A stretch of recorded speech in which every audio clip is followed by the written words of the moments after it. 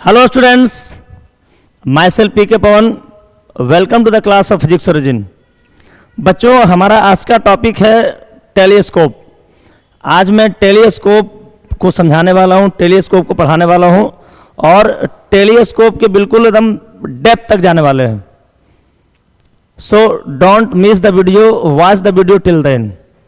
बच्चों, सबसे पहले मैं समझूंगा कि टेलीस्कोप होता क्या है और फिर मैं समझूंगा कि भाई टेलीस्कोप कितना तरह का होता है, उसका काम क्या है। देख लो, बेसिकली जब टेलीस्कोप का बात किया जाता है ना, तो मेरे दिमाग में एक ही चीज़ आता है, सबके दिमाग में एक चीज़ आता है कि भाई टेलीस्कोप से हम लोग चंदा मामा को देखते हैं, टेलीस्कोप से हम लोग ग्रहों को देखते हैं, तारों को देखते हैं, है कि नहीं। तो बिल्कुल उसी तरह के ऑब्जेक्ट को देखने के लिए काम में लाया जाता है। मतलब जो ऑब्जेक्ट बहुत ज़्यादा दूरी पर है, जो ऑब्जेक्ट डिस्टेंट ऑब्जेक्ट है ना, जो हमारे पृथ्वी से बहुत दूर है, लाखों किलोमीटर दूर है, अगर हमको उसको देखना है तो हम लोग टेलीस्कोप का यूज़ करते हैं, है ना। तो वेरी सिंपल टॉपिक है भाई, बड़ा इंपॉर्टेंट टॉपिक है। और देख लो इसका डिफिनीशन क्या हो, देख लो। It is use to see distant object like moon, planets, stars etc clearly. अगर हमको मून को, चंदा मामा को क्लियरली देखना है, साफ साफ देखना है, अगर हमको और भी प्लैनेट्स को देखना है, यूरेनस को देखना है ना, और प्लैनेट्स सैटर्न को देखना है, तो हम लोग यूज करते हैं टेलीस्कोप का। ठीक है, अब देख लो भाई, देखो टेलीस्कोप का वर्किंग क्या है भाई, इसका काम क्या है। देख लो, जैसे हम लोग माइक्रोस्कोप पढ़े थे ना, तो माइक्रोस्कोप क्या करता था कि छोटे छोटे ऑब्जेक्ट का ना बड़ा इमेज बनाता था, है कि नहीं। लेकिन टेलीस्कोप ना कोई बड़ा चौड़ा नहीं करता है। सुन लो, इसका काम क्या है ना कि अगर कोई ऑब्जेक्ट बहुत ज़्यादा दूरी पर है, बहुत ज़्यादा डिस्टेंस पर है, ये करता क्या है ना कि उस ऑब्जेक्ट को ना हमारी आँख के नियर ले आता है, उसका एक बड़ा इमेज बना देता है। ठीक है, ये हमारी आंखों के पास, देखो ये ऑब्जेक्ट को बड़ा नहीं करता है, ये उसको आंखों के पास ले आता है। जो ऑब्जेक्ट बहुत दूर है, इन्फिनाइट डिस्टेंस पर है, अनंत दूरी पर है, वो उसको आंख के नियर ले आएगा। इसका यही काम है कि नहीं। बेसिकली भाई टेलीस्कोप को ना हम लोग देखो दो तरह से यहाँ पर पढ़ने वाले हैं। ठीक है, अब पहला का नाम है रिफ्रैक्टिंग टेलीस्कोप और इसी को हम एस्ट्रोनॉमिकल टेलीस्कोप भी कहते हैं, और दूसरा का नाम है रिफ्लेक्टिंग टेलीस्कोप, इसको परावर्तक दूरबीन भी कहते हैं, है कि नहीं। पहला है आपका अपवर्तक या खगोलीय दूरबीन, है कि नहीं। देख लो भाई, हमारा सिलेबस में इसी का बात किया गया, एस्ट्रोनॉमिकल टेलीस्कोप, है ना, इसे रिफ्रैक्टिंग भी कहते हैं। ओके, तो इसी पर मैं आज मेंशन करने वाला हूँ, ये रिफ्रैक्टिंग क्या होता है समझ लो। तो भाई रिफ्रैक्टिंग टेलीस्कोप को पढ़ने के पहले मैं इसे एक डायग्राम के माध्यम से तुम्हें समझाता हूँ। अगर डायग्राम समझ में आ गया ना, तो इसका एवरीथिंग समझ में आ जाएगा, जो भी चीज़ें हैं सारी कुछ समझ में आ जाएगा, है कि नहीं। देख लो, तो भाई देखो बिल्कुल ये जो फिगर देख रहे हो ना, बिल्कुल माइक्रोस्कोप की तरह है, कंपाउंड माइक्रोस्कोप। जो बच्चा कंपाउंड माइक्रोस्कोप पढ़ चुका है उसके लिए ये टॉपिक बिल्कुल सिंपल है, बिल्कुल उसी के जैसा है। ठीक है, इसका कंसेप्ट थोड़ा सा अलग है, लेकिन सारी बातें उसी तरह काम करने वाले हैं। ठीक है, यहाँ भी दो लेंस का एक कॉम्बिनेशन होता है भाई, है ना। यहाँ पर एक्चुअली में देखो एक मेटल का नली होता है, ठीक है, धातु का एक नली होता है, और उसी नली पर ना दो लेंस कसा होता है कि नहीं। देख लो, एक लेंस देखो, ये आपका ये भी कॉन्वेक्स लेंस होता है, ये भी कॉन्वेक्स लेंस है, दोनों कॉन्वेक्स लेंस है। ठीक है, एक को बोलते हैं ऑब्जेक्टिव, दूसरा को बोलते हैं आईपीस। ऑब्जेक्टिव मतलब क्या, अभिदृश्यक, और ये क्या, नेत्रिका, है कि नहीं। इसको ऑब्जेक्टिव क्यों बोलते हैं, क्योंकि ये ऑब्जेक्ट की तरफ होता है, और इसको नेत्रिका क्यों बोलते हैं, क्योंकि ये नेत्र की तरफ होता है ना, आई की तरफ होता है, इसलिए इसको आईपीस बोलते हैं। क्लियर। देखो यहाँ पर जो है ना माइक्रोस्कोप के उल्टा कहानी है भाई। माइक्रोस्कोप में क्या था कि ये जो शुरू वाला लेंस था ना वो छोटा होता था, और ये वाला लेंस बड़ा होता था, है ना। मतलब वहाँ पर ऑब्जेक्टिव छोटा, आईपीस बड़ा, लेकिन यहाँ उसका उल्टा कहानी है। यहाँ पर क्या है ना कि ऑब्जेक्टिव बड़ा है, आईपीस छोटा है ना। अब यहाँ पर एक बच्चों के दिमाग में ये बात आ गया होगा कि सर ऑब्जेक्टिव बड़ा क्यों यहाँ पे है, वहाँ पे बड़ा क्यों नहीं था। तो भाई बड़ा क्यों होता है समझ लो पहले। देख लो, जैसे यहाँ पे ना ऑब्जेक्ट बहुत ज़्यादा दूरी पर रहता है, बहुत डिस्टेंट ऑब्जेक्ट यहाँ पर है कि नहीं। तो भाई अब देख लो, जैसे उस ऑब्जेक्ट को हम तभी देख पाते हैं ना जब वहाँ से रेज चलता है, लाइट चलता है कि नहीं। वहाँ से लाइट रेज चल रहा है ना, और ये क्या करता है ना, उस लाइट रेज को ना कलेक्ट करता है, जमा करता है, संग्रह करता है। अब मान लो कि छोटा रहेगा ये, है ना। देखो, ये जितना बड़ा हो सके उतना बड़ा लेना है, जितना बड़ा हो सके, एज इज पॉसिबल, जितना पॉसिबल है ना उतना ही बड़ा लेना है। ठीक है, जितना ज़्यादा बड़ा लीजिएगा उतना ज़्यादा बेहतर बनेगा, है कि नहीं। तो जितना बड़ा रहेगा ना उतना ज़्यादा लाइट को कलेक्ट करेगा। मान लो कि मून से लाइट चल रहा है ना। अब मान लो कि ये 3 लाइट को कलेक्ट किया, 4 लाइट को किया, 5 लाइट को किया, कम लाइट कलेक्ट करेगा तो वो क्लियर नहीं दिख पाएगा। जब उसको जूम करेंगे तो वो जो है ना ब्लर हो जाएगा, है कि नहीं। तो भाई ये बड़ा होने का फायदा क्या है ना, सुन लो। ये बड़ा होने से क्या होता है ना कि ये लाइट को ज़्यादा कलेक्ट करता है, और जितना ज़्यादा लाइट को कलेक्ट करेगा ना उतना उसका क्लियर विजन होगा, मतलब क्लियर दिखेगा। जब जूम करेंगे ना उसको तो बेहतर दिखेगा, और जब छोटा रहेगा तो बेहतर नहीं दिख पाएगा, है कि नहीं। यही वजह है भाई इसको बड़ा लिया जाता है, ठीक है। इसका फोकल लेंथ यानी फोकस दूरी और अपर्चर यानी द्वारक दोनों बड़ा होता है कि नहीं। बड़ा होने से फायदा क्या हुआ भाई कि ज़्यादा लाइट को कलेक्ट किया। ज़्यादा लाइट को कलेक्ट करने का फायदा क्या हुआ भाई कि ये जो है ना ज़्यादा ब्राइट दिखेगा, ज़्यादा चमकीला दिखेगा, है कि नहीं, ब्लर नहीं होगा। क्लियर, ये बात समझ में आ गया होगा, है कि नहीं। अब देख लो, ध्यान दो। तो भाई देखो अब यहाँ पर जो ऑब्जेक्ट है ना डिस्टेंट ऑब्जेक्ट है, देख लो ये डिस्टेंट ऑब्जेक्ट है भाई। देख लो ये मान लेते हैं कि ऑब्जेक्ट है, इस ऑब्जेक्ट का नाम क्या देते हैं, देख लो इसका नाम देते हैं ए बी, ठीक है। इस ऑब्जेक्ट का नाम क्या दिए, ए बी दे दिए। ये आपका ए बी एक ऑब्जेक्ट ले लेते हैं, ठीक है। ये इनफाइनाइट डिस्टेंस पर है, क्लियर। अब अगर कोई ऑब्जेक्ट इनफाइनाइट डिस्टेंस पर है भाई, अनंत दूरी पर है, तो वहां से जो रेज चल रहा है ना वो तो एक दूसरे के पैरेलल ही चलेगा। अनंत दूरी पर जो अगर कोई सोर्स है, ठीक है, और वहां से अगर लाइट को चल रहा है तो वो पैरेलल चलता है। तो ये दोनों देखो, ये दोनों पैरेलल चलेगा, ठीक है। अब देखो एक जो रे है ना इसको हम सेंटर से पास करवा दिए। मान लो कि ये सेंटर से गुजरा, यहाँ पे तो बहुत सारा लाइट रेज पड़ रहा है, तो दो रेज का बात, चूंकि इमेज दो ही रे से बनता है, तो यहाँ देखो ये सेंटर से पास करेगा वो तो सीधा चला जाएगा, है ना। सेंटर वाला तो कहीं मुड़ता नहीं है, सेंटर पे जो रे पड़ेगा वो सीधा निकल जाएगा, है कि नहीं। अब जो रे यहाँ पे पड़ा ना, देखो ये जो रे है ना इसके पैरेलल है, देख लो ये इस रेज के पैरेलल है, मतलब दोनों रेज आपस में पैरेलल है। ये सुनो, ये प्रिंसिपल एक्सिस के पैरेलल नहीं है, ये मुख्य अक्ष के समांतर नहीं है भाई, ये बात को दिमाग में रखना है। अब यहाँ पर एक लड़का बोले सर मुख्य अक्ष के समांतर क्यों नहीं लिए। जब भाई मुख्य अक्ष के समांतर जब इसको लेंगे ना, देखो यहाँ पर ना कुछ एंगल बनना चाहिए। देख लो ये एंगल यहाँ पर मान लो अल्फा बन रहा है, ठीक है, ये एंगल अल्फा, तो ये भी एंगल अल्फा हो जाएगा, है कि नहीं, वर्टिकली अपोजिट एंगल है कि नहीं। अब देख लो, अब अगर इसको हम मान लो कि प्रिंसिपल एक्सिस पर ले लेंगे, तो भाई प्रिंसिपल एक्सिस पर लेंगे तो अल्फा तो जीरो ना हो जाएगा भाई, और जैसे ही अल्फा जीरो होगा तो मैग्नीफाइंग पावर क्या होता है, बीटा बाई अल्फा, यहाँ से हो जाएगा बीटा बाई जीरो, यानी कितना इन्फानाइट हो जाएगा। तो मैग्नीफाइंग पावर तो निकलेगा नहीं, जो आवर्धन क्षमता है वो तो नहीं निकल पाएगा ना। इसलिए सुनो, हमको एज्यूम करना ना कि यहाँ पर जो रे ले रहा है ना वो कुछ एंगल बनाएगा, एकदम एज्यूम कर लेना है। जब तक ये एज्यूम नहीं करोगे तब तक हमारा काम नहीं होगा, हमारा काम खराब हो जाएगा, हमारा काम ही नहीं बन पाएगा, जो मकसद हमारा है ना वो मकसद पूरा नहीं हो पाएगा, है कि नहीं। तो आपको ऐसा एज्यूम कर लेना है, क्लियर।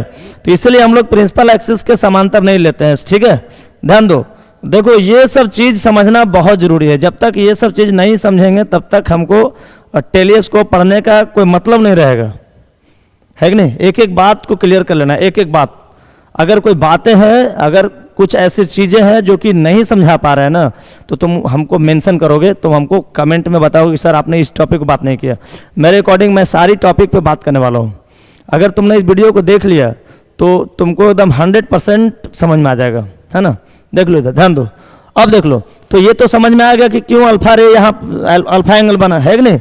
और देख लो, देखो ये बात तुम्हें बताता हूँ, सुनोगे कि अगर जैसे मान लो ये प्रिंसिपल एक्सिस है, ठीक है, अगर कोई रे प्रिंसिपल एक्सिस के पैरेलल आता है ना तो वो फोकस से पास करता है, ये सबको पता है कि नहीं।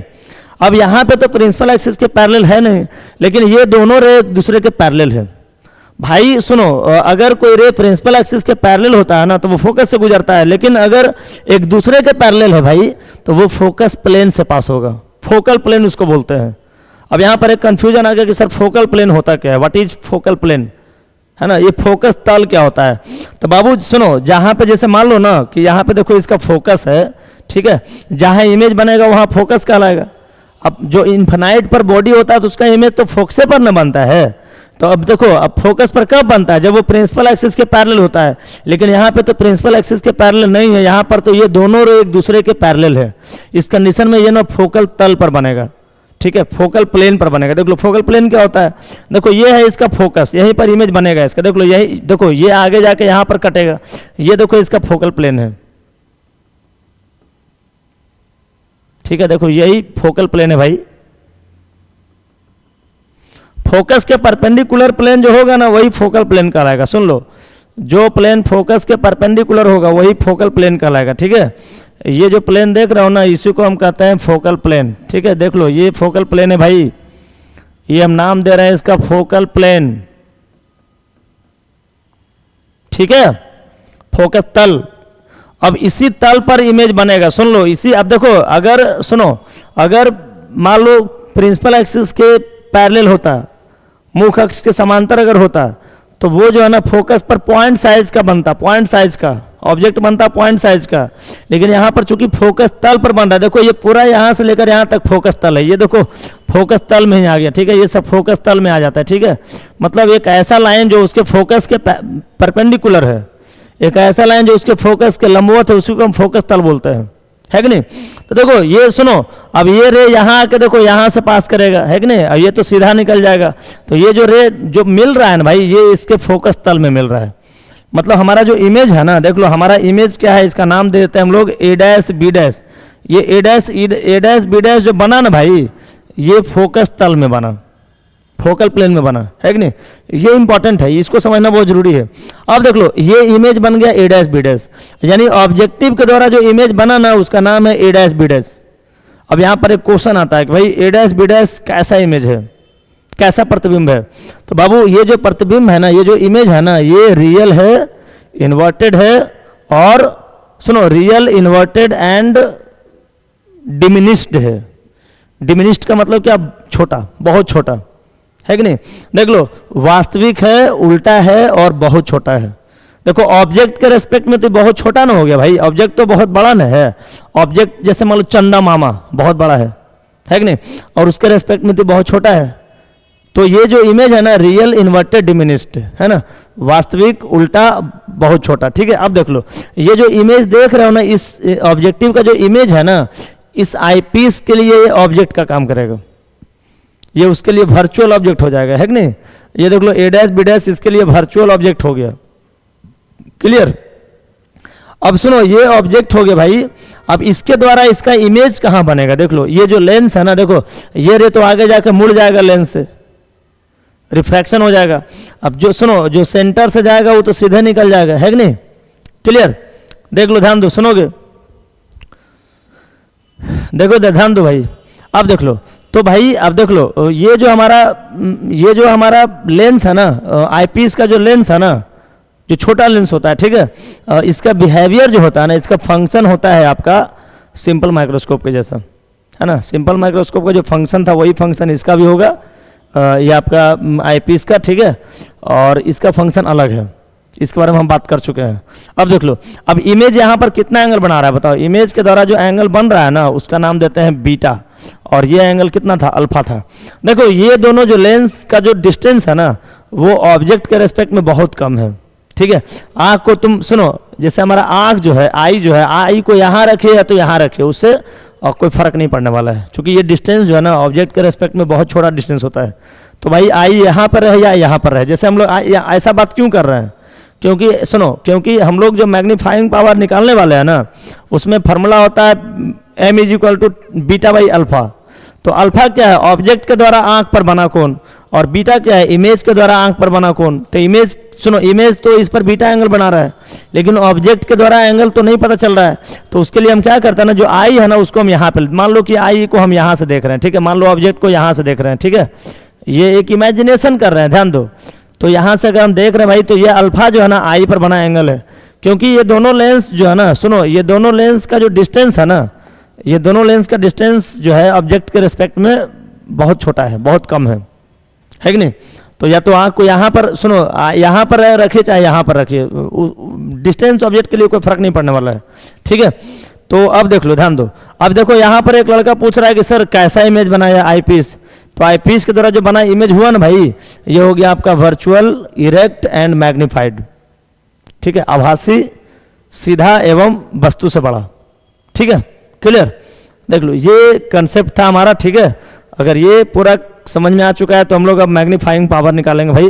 देख लो मैग्नीफाइंग पावर कैसे निकालेंगे, देख लो मैग्नीफाइंग पावर के लिए फार्मूला क्या पढ़े हैं बताओ। मैग्नीफाइंग पावर का जो फार्मूला है ना, बीटा m = होता है बीटा बाई अल्फा। ये मैग्नीफाइंग पावर ऑफ टेलीस्कोप है कि नहीं।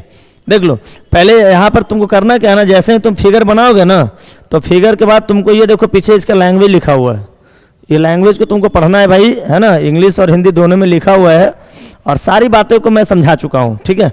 जब एक बार आप पढ़िएगा तो पूरा लैंग्वेज आपको क्लियर हो जाएगा, ठीक है। ये लैंग्वेज के माध्यम से ही सारा चीज़ आपका क्लियर हो जाएगा, क्लियर। तो इसको पढ़िए, फिगर के बाद जो है ना इसको लिखना है, ठीक है। और उसके बाद आपको निकालना है इसका क्या, उसके बाद निकालना है मैग्नीफाइंग पावर। देख लो हम यहाँ पर मैग्नीफाइंग पावर का बात कर रहे हैं, ये है आपका मैग्नीफाइंग पावर।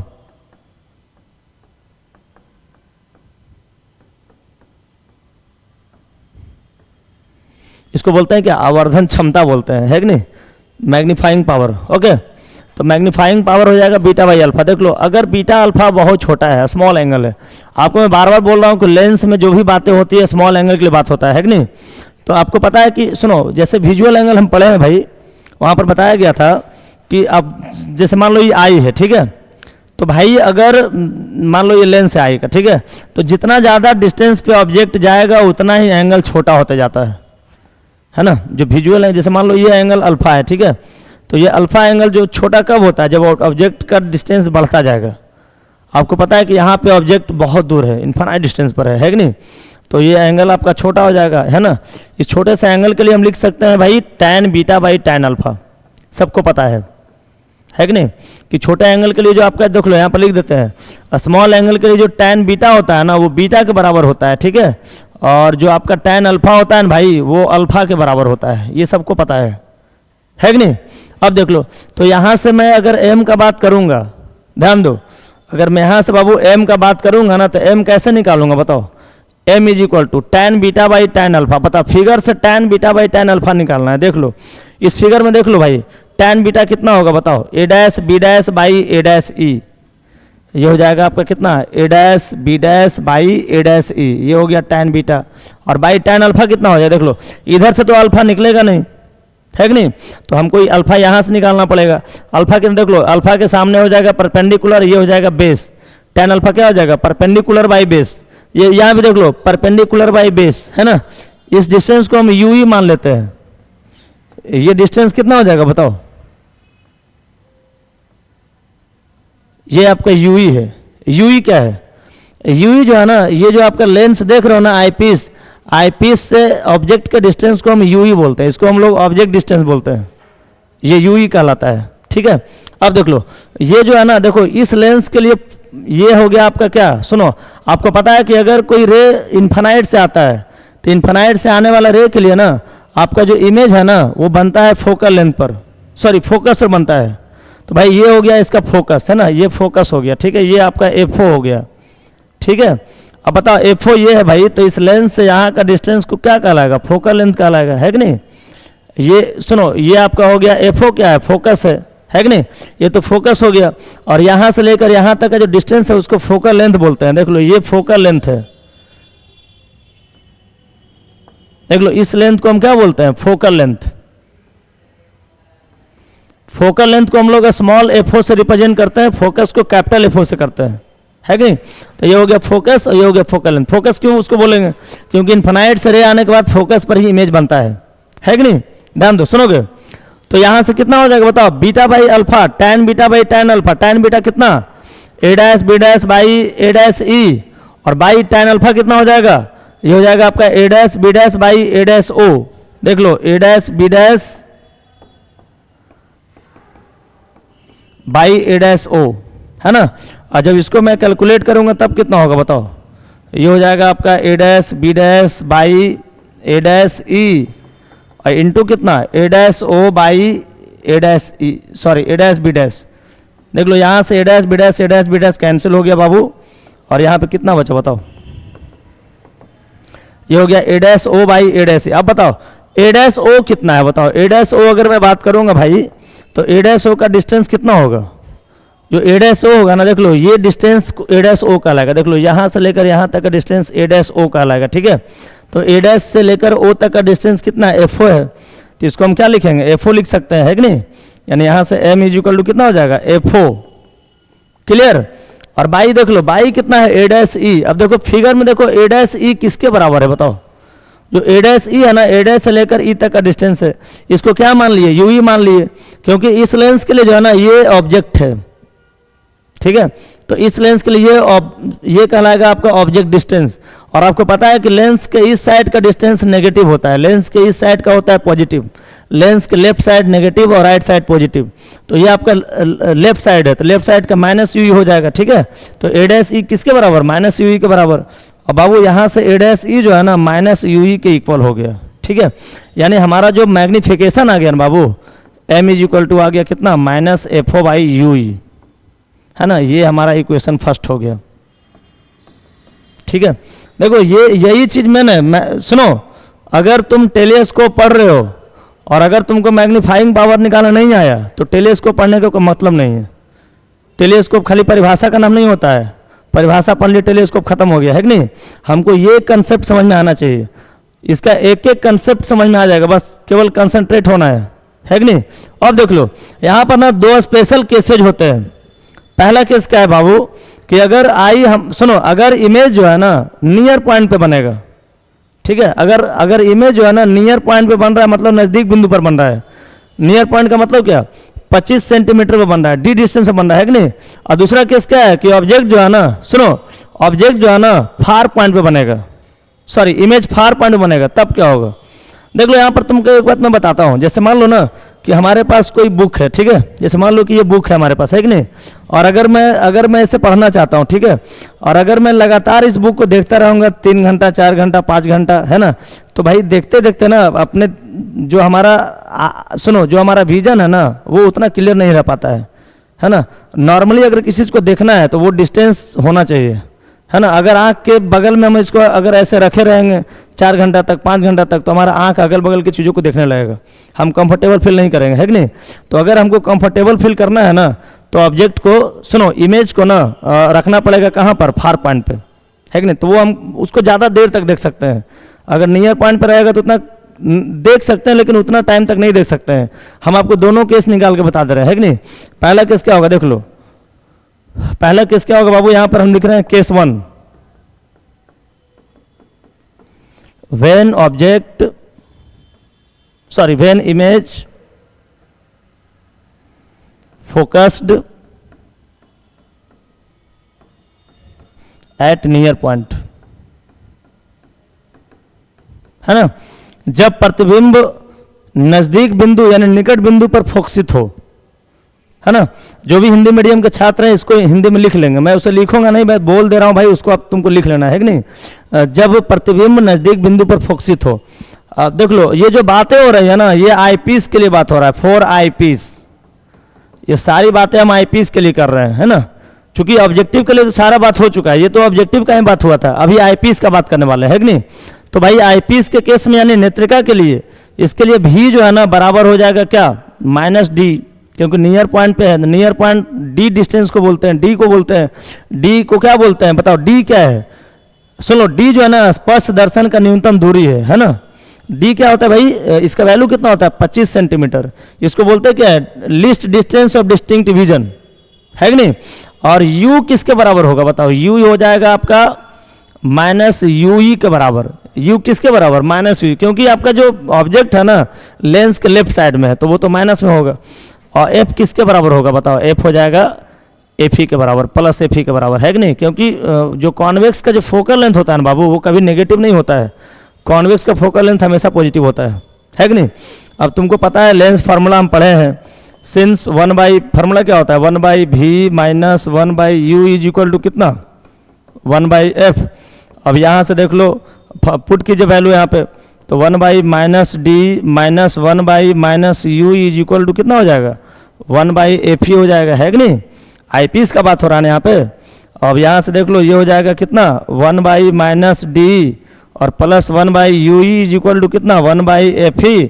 और बाबू यहाँ से अगर मैं बात करूँगा ना तो 1/u किसके बराबर होगा बताओ, ये हो जाएगा 1/f प्लस 1/d। क्लियर, यहाँ तक सबको समझ में आ रहा होगा। देख लो हम यहाँ से ना एफ से गुना करके एफ से डिवाइड कर दे रहे हैं, क्या कोई फर्क पड़ेगा इस पर।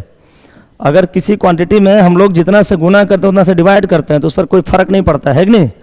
ऐसा क्यों कर रहे हैं देख लो, यहाँ से मैं 1/u का जब बात करूँगा ना तो 1/u इज इक्वल टू हो जाएगा कितना बताओ, ये देखो एफ ही कॉमन ले लेते हैं दोनों में, ठीक है। अब बताइए 1/Fe जब कॉमन लेंगे तो कितना बचेगा बताओ, ये हो जाएगा आपका 1 + Fe/d। क्लियर, ये हमारा 1/UE का वैल्यू आ गया है कि नहीं। अब बाबू इक्वेशन फर्स्ट में सुनो, इक्वेशन फर्स्ट में 1/UE कितना आया था बताइए, इक्वेशन फर्स्ट तो हम निकाल चुके हैं ना। 1/UE अगर यहाँ से मैं निकालूंगा भाई तो कितना आ जाएगा बताओ, ये F0 इधर डिवाइड में हो जाएगा, देख लो ये हो जाएगा m/F0, m/-F0 है ना। इक्वेशन फर्स्ट से 1/UE का वैल्यू निकाल लो, कितना हो जाएगा m/-F0। ठीक है, देखो यहाँ से इक्वेशन फर्स्ट का हम बात कर रहे हैं, यहाँ से m बराबर कितना आया था -FO/UE, इसलिए 1/UE जब निकालोगे ना तो ये हो जाएगा -m/FO। क्लियर, ये देखो ये पूरा डिवाइड में आ जाएगा है कि नहीं। तो यहाँ से वैल्यू पुट कर दो 1/UE का, माइनस कितना -m/FO और इज इक्वल टू कितना 1/Fe इंटू कितना 1 + Fe/d है कि नहीं। अब देखो यहां से माइनस देखो ये तो सुनो,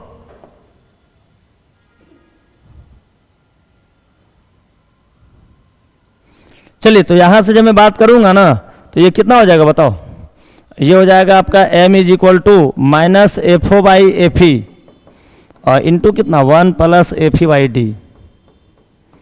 ये हमारा मैग्निफिकेशन का फॉर्मूला हो गया।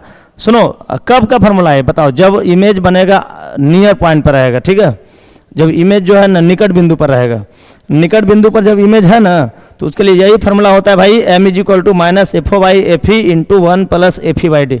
बड़ा ही तगड़ा कंसेप्ट है, बड़ा ही शानदार कंसेप्ट है ये। ठीक है, बार बार ऑब्जेक्टिव में आता है, बस तुम केवल इस फार्मूला को याद कर लिया ना तो बहुत सारा न्यूमेरिकल्स, बहुत सारा ऑब्जेक्टिव्स इसी फार्मूला के दम पे बन जाएगा है कि नहीं।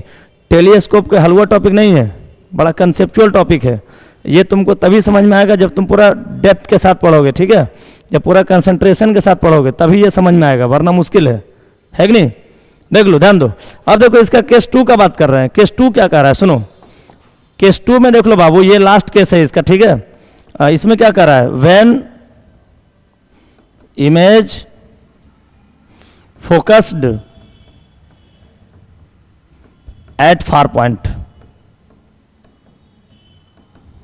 ठीक है, यदि प्रतिबिंब दूर बिंदु पर फोकसित हो, इस कंडीशन में क्या होगा देख लो।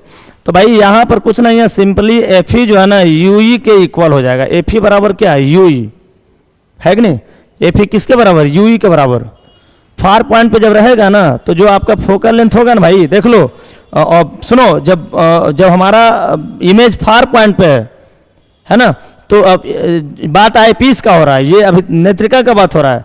तो नेत्रिका के लिए जो फोकल लेंथ है ना वो उसके ऑब्जेक्ट डिस्टेंस के इक्वल हो जाएगा है कि नहीं। देखो हमारा फिगर देखो यहाँ पर है, देख लो ये बाबू हमारा फिगर था। ठीक है, देख लो फार पॉइंट का जब बात होगा ना तो इसका जो फोकल लेंथ है, देखो यहीं पर इसका फोकल लेंथ कहीं पर होगा। ठीक है, देखो ये जो देख रहे हो ना यही Fe होगा कहीं पर। ठीक है, तो इसका जो फोकल लेंथ है ना ये बराबर हो जाएगा UE के बराबर। और यहाँ से मैग्निफिकेशन कैसे निकालेंगे बताओ, मैग्निफिकेशन हमको निकालना है बाबू, कैसे निकालेंगे, लिखेंगे फ्रॉम इक्वेशन फर्स्ट है ना। इक्वेशन फर्स्ट में मैग्निफिकेशन क्या आया था बताओ, m इज इक्वल टू आया था FO/Fe है ना, सॉरी FO/UE आया था ना, और इसलिए यहाँ से m कितना हो जाएगा बताओ, ये हो जाएगा -FO/UE किसके बराबर हो गया, Fe के बराबर। तो ये हो गया -FO/Fe। ये जो फार्मूला है ना ये फार पॉइंट के लिए है। ठीक है, ये दूर बिंदु के लिए है। और ये जो फार्मूला आया था ना ऊपर वाला ये नियर पॉइंट के लिए था है ना। ये नियर पॉइंट के लिए फार्मूला कितना है देख लो, इतना आया था, और ये फार पॉइंट के लिए आ गया। ठीक है, तो ये हमारा हो गया भाई टेलीस्कोप है ना। टेलीस्कोप का कंप्लीट एक्सप्लेनेशन मैंने कर दिया है ना। इसके नेक्स्ट क्लास में हम लोग बात करेंगे इसके अगले पार्ट का, उसका नाम है रिफ्लेक्टिंग टेलीस्कोप है ना।